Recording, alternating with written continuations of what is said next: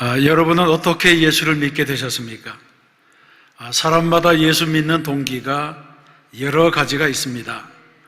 어떤 사람은 믿는 가정에서 태어났기 때문에 쉽게 예수를 믿게 됩니다. 그런가 하면 어떤 사람은 여러 가지 경로를 통하여 예수를 믿게 됩니다.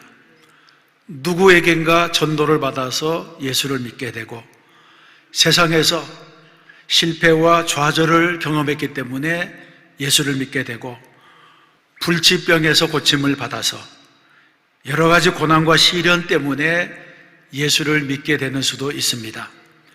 그런가 하면 자신은 예수 믿을 아무런 생각도 없었지만 정말 뜻밖의 하나님의 은혜가 그에게 임해서 예수를 믿지 않을 수 없게 되어서 예수 믿는 사람들이 많습니다.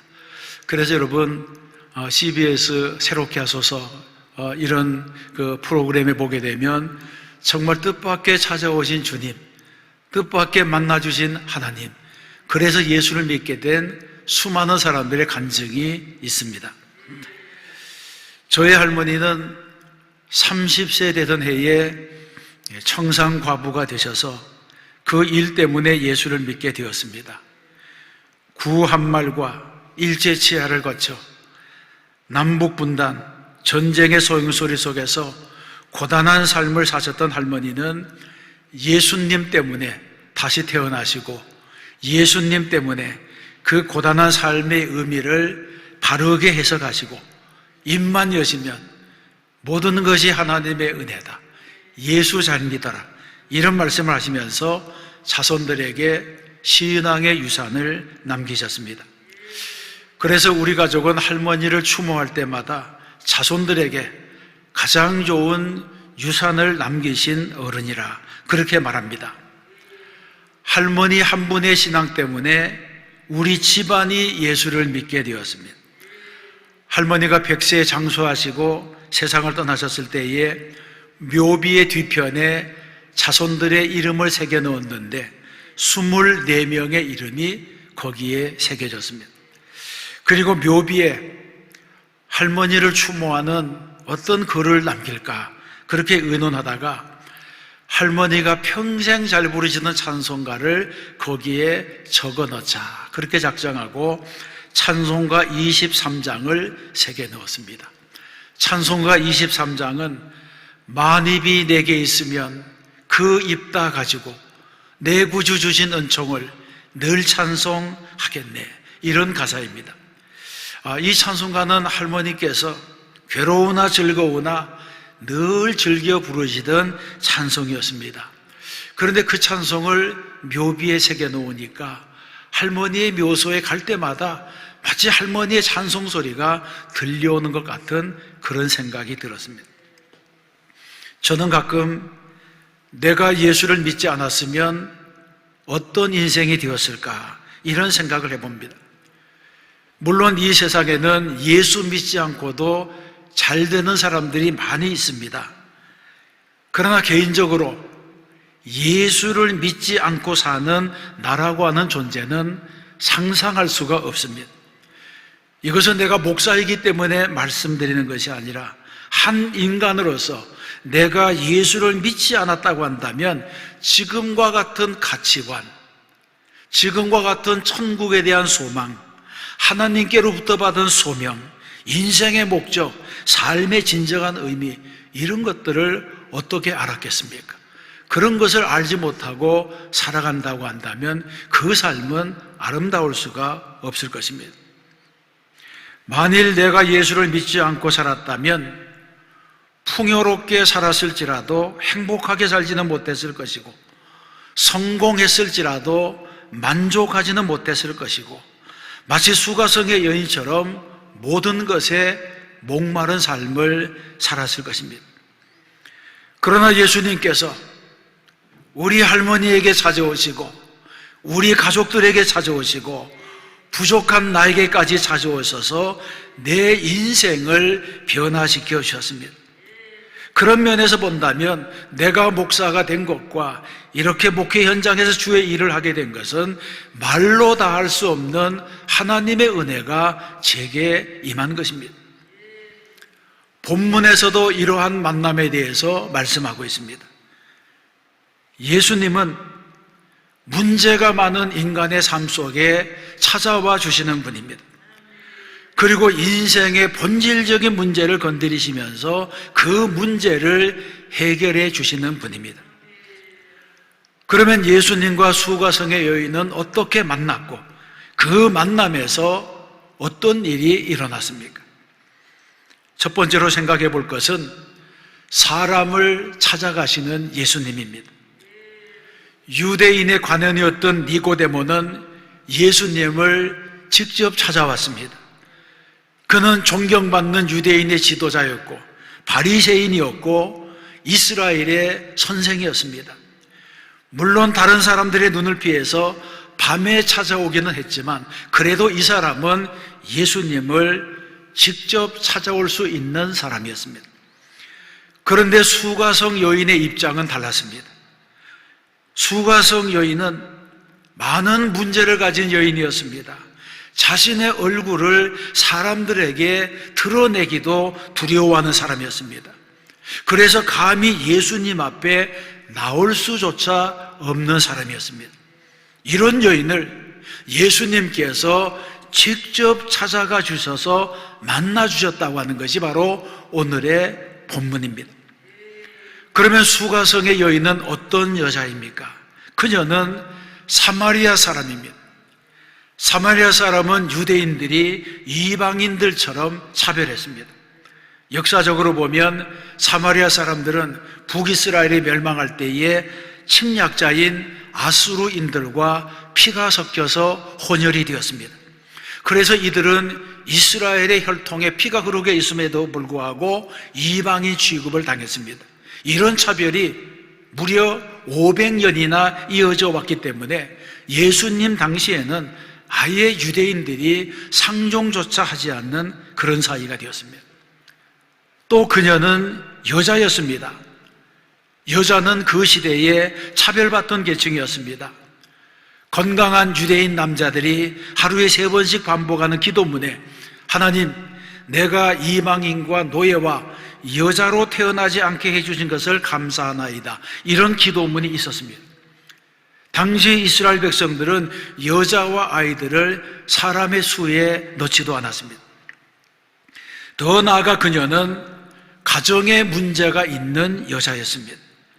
예수님께서는 남편이 없다고 대답하는 여자에게 내가 남편이 없다 하는 말이 옳도다. 너에게 남편 5이 있었고 지금 있는 자도 내 남편이 아니니 내 말이 참되도다, 이렇게 말씀하십니다.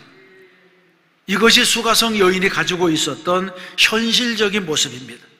같은 마을에 살면서도 떳떳하지 못하고 수치스러운 모습을 숨기고 살았다는 것입니다. 대부분의 인간관계는 이 정도의 문제가 있다면 상종하지 않으려고 합니다. 21세기를 살아가는 우리 시대에도 지역차별, 인종차별, 빈부차별, 남녀차별 등 얼마나 많은 사회적인 차별이 있습니까? 그래서 사람들은 끼리끼리 모이려고 하고 끼리끼리 모이기를 좋아하고 자신들만의 장벽을 치고 살아가기도 합니다. 그런데 예수님은 인간들이 만드는 인위적인 장벽을 철저히 무너뜨리시는 분입니다. 기독교 2000년 역사가 그것을 말해주고 있습니다. 예수님이 받으신 비난 중에는 예수님이 죄인들과 창녀들과 병자들의 친구라고 하는 말과 가난한 자들과 여자들과 무식한 자들과 같이 있다고 하는 비난이 있었습니다. 그러나 예수님은 이러한 비난에 개의치 않았습니다. 오히려 건강한 자에게는 의사가 쓸데없고 병든 자에게라야 쓸데있느니라, 이렇게 말씀하시면서 오히려 이들을 예수님 곁에 두셨습니다.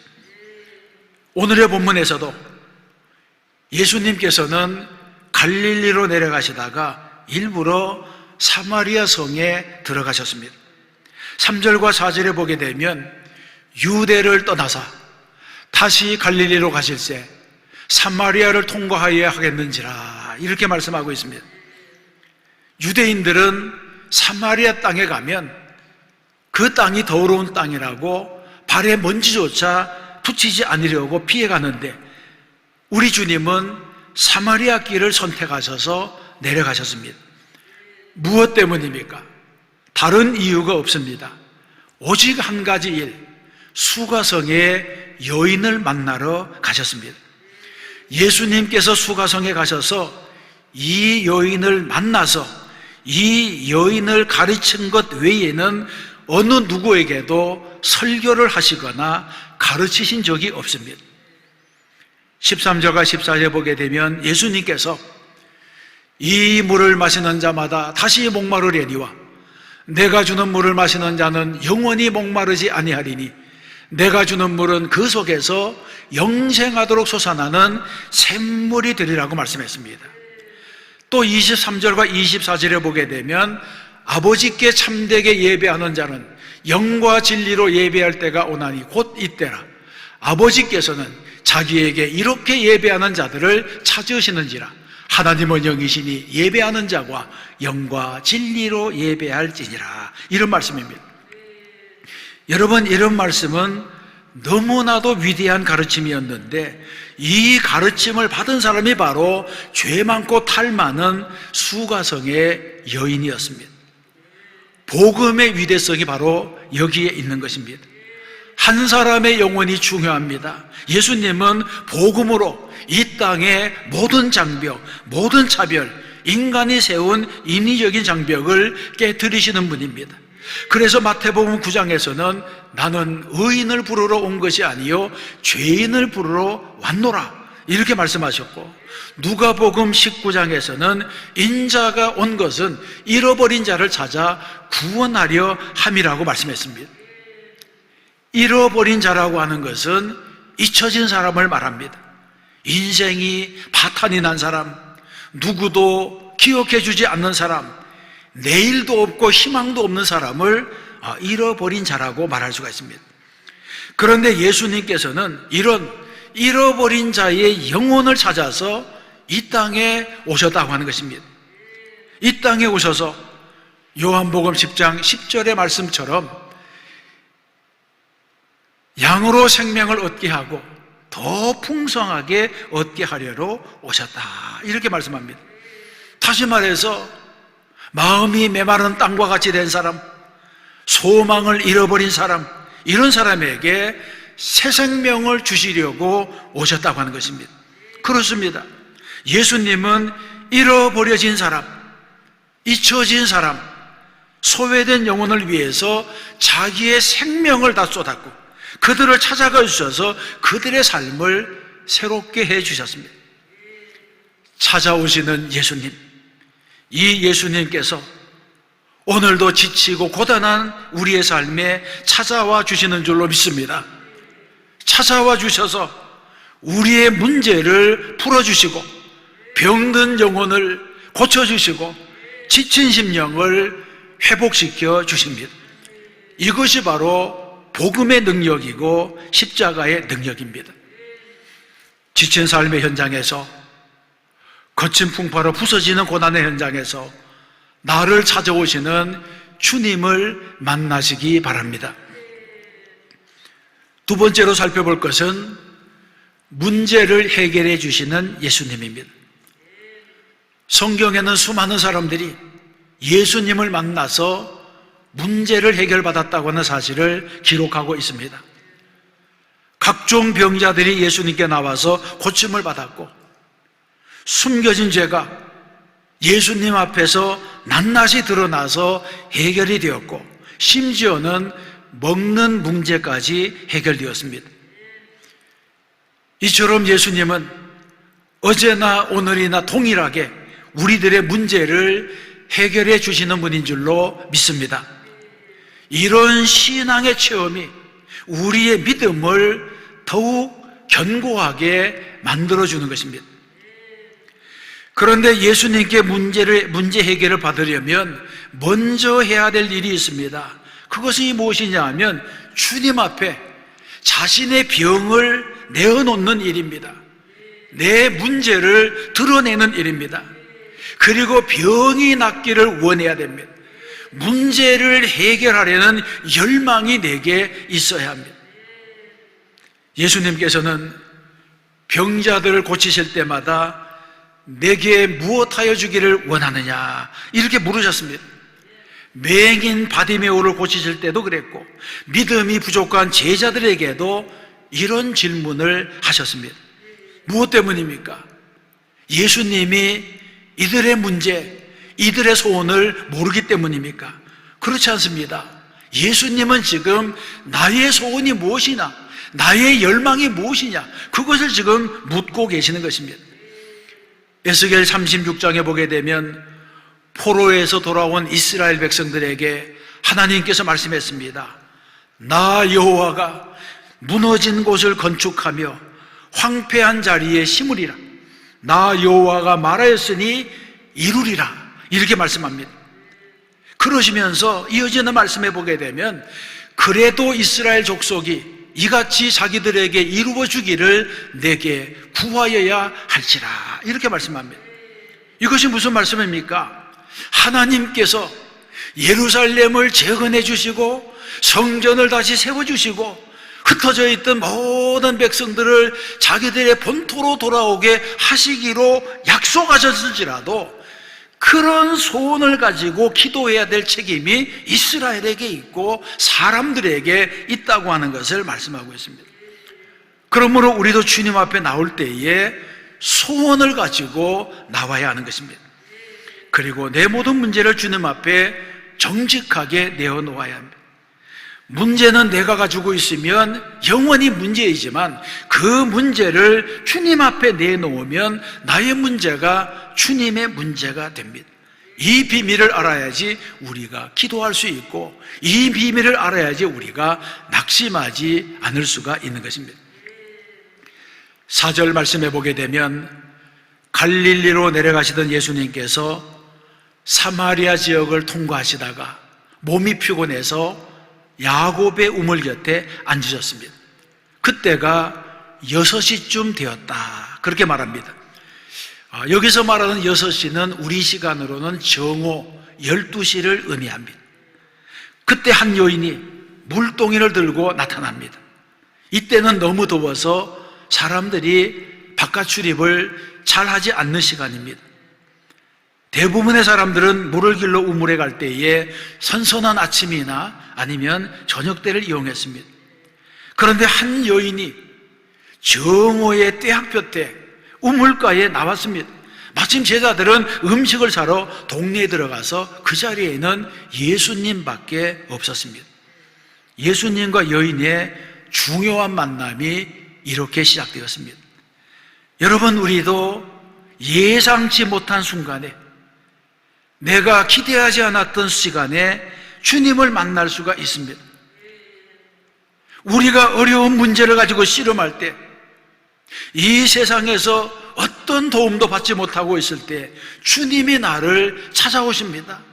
아무도 위로해 주지 못할 때에 나를 만나 주셔서 나를 이해해 주시고 격려해 주시고 사랑해 주시고 축복해 주시고 내 삶에 희망을 주십니다. 예수님께서는 버림받은 여자, 인생이 목마른 여자, 삶의 의미와 희망을 잃어버린 여자, 사람들과 부딪힐까봐 남들이 다니지 않는 정오에 물을 길러온 여자를 만나주신 것처럼 나를 만나주시는 것입니다. 이런 만남이 이 여자에게는 우연한 만남이었겠지만 예수님은 이 만남을 위하여 사마리아 수가성까지 찾아와 주었습니다. 예수님은 숨어 살고 있는 그 여자에게 자신의 문제가 무엇인지를 알게 했습니다. 그러므로 우리도 내 인생에 찾아오는 우연과도 같은 필연에 주목해야 하는 것입니다. 예수님은 이 여자에 대해서 이미 모든 것을 다 알고 계셨습니다. 그래서 서문답과도 같은 질문과 대답을 이어가시면서 문제의 본질이 무엇인지를 돌아보게 하셨습니다. 이 여자는 예수님이 누구신지 몰랐습니다. 다만 유대인 남자가 멸시당하는 사마리아 여자인 자신에게 말을 걸어왔기 때문에 놀랐을 뿐입니다. 그런데 말을 이어가면 이어갈수록 이분이 보통 사람이 아니라고 한 것을 알았습니다. 그래서 깜짝 놀라서 내가 행한 모든 일을 내게 말한 사람을 와서 보라. 이는 그리스도가 아니냐. 이렇게 말하면서 온 동네 사람들에게 예수님이 메시아이심을 알렸습니다. 이 여인은 자신에게 우연히 다가온 필연적인 만남을 경험하게 된 것입니다. 우리 역시 세상을 살아가다 보면 하나님의 역사를 다 깨달아 알 수가 없습니다. 또 예수님을 알아볼 만한 통찰력이 있는 것도 아니고 예수님을 찾아가서 무언가를 요청할 만한 자격이 있는 것도 아닙니다. 그러나 예수님께서는 이미 나의 모든 것을 알고 계십니다. 모든 것을 아시고 나를 찾아와 주시고 만나 주십니다. 중요한 것은 나를 찾아오시는 주님을 거절하면 안 된다는 것입니다. 수가성의 여인이 예수님을 만나서 문제를 해결한 것처럼 나에게도 예수님을 만나는 일이 중요합니다. 어떻게 만나야 합니까? 요한계시록 3장 20절에서 말씀합니다. 볼지어다 내가 문 밖에 서서 두드리노니 누구든지 내 음성을 듣고 문을 열면 내가 그에게로 들어가 그로 더불어 먹고 그는 나로 더불어 먹으리라. 아멘. 지금 주님이 오셔서 내 마음의 문을 두드리고 계십니다. 주님이 찾아와서 내 문을 두드리실 때에 교만한 마음을 꺾어버리고 오만한 마음을 접어야 됩니다. 그리고 주님이 두드리시면 마음의 문을 열어야 됩니다. 지금 내가 너의 마음의 문을 두드리고 있다. 내 음성을 듣고 문을 열면 내가 너에게로 들어가서 함께하리라. 이런 초청에 응해야 된다. 응답해야 되는 것입니다. 우리는 내 삶에서 만나는 우연 속에 하나님이 예비하신 필연이 있다고 하는 사실을 기억해야 됩니다. 그런 것을 깨달아 알아야 되는 것입니다. 주님이 나를 찾아오셨을 때에 내 마음의 문을 활짝 여는 은혜와 결단이 있으시기를 주님의 이름으로 축원합니다. 사랑하는 성도 여러분, 예수님은 문제가 있는 사람을 찾아오셔서 그 문제를 해결해 주시는 분입니다. 우리가 주님 앞에 문제를 해결받으려면 먼저 정직한 마음으로, 그리고 내가 용서받아야 할 죄인임을 인정하고 나가야 됩니다. 십자가의 보혈이 필요한 사람, 주님의 능력이 필요한 사람, 죄 사함이 필요한 사람의 자격으로 나가야 된다는 것입니다. 수가성의 여인처럼 나는 남편이 없나이다, 이런 거짓으로 자기를 감싸는 것이 아니라 의사 앞에 환부를 드러내듯이 죄의 증상을 드러내야 됩니다. 이것이 바로 문제 해결의 비결이 되는 것이고 주님의 능력을 체험하는 통로가 되는 것입니다. 우리는 주님 앞에 나올 때에 철저히 낮아져서 겸손한 마음으로 나와야 됩니다. 교회에 나오면서 계급장을 달고 나오면 안 됩니다. 만일 부자와 배운 자, 명예 있는 자, 직분 있는 자가 소리를 내는 교회가 되면 그런 교회는 사람들 때문에 나누어지고 하나님의 영광은 가려지고 말 것입니다. 그러므로 교회에 나온 사람은 누구든지 그리스도 안에서 용서받아야 될 죄인으로 나와야 됩니다. 십자가의 보혈이 필요한 사람으로 나와야 됩니다. 그래야지 예수님의 보혈의 능력이 내 안에서 살아나게 되는 것입니다. 예수님은 물을 길러 나온 여인에게 영원히 목마르지 않는 물에 대해서 말씀했습니다. 이 물을 마시는 자마다 다시 목마르려니와 내가 주는 물을 마시는 자는 영원히 목마르지 아니하리니 내가 주는 물은 그 속에서 영생하도록 솟아나는 샘물이 되리라고 했습니다. 여러분, 우리가 세상을 살아보면 세상이 주는 만족에는 끝이 없습니다. 아무리 채워도 채워지지 않는 것이 세상의 만족입니다.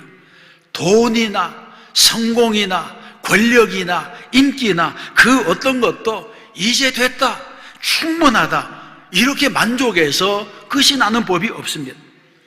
세상이 주는 만족은 마치 목마른 사람이 소금물을 마시는 것처럼 마시면 마실수록 갈증이 더 심해집니다. 그러나 예수님이 주시는 생수는 다릅니다. 예수님이 주시는 생수는 바깥에서 들어오는 것이 아니라 내 안에서 솟아납니다. 한번 생수의 물이 터지게 되면 영원토록 솟아나게 되는 것입니다. 그렇습니다.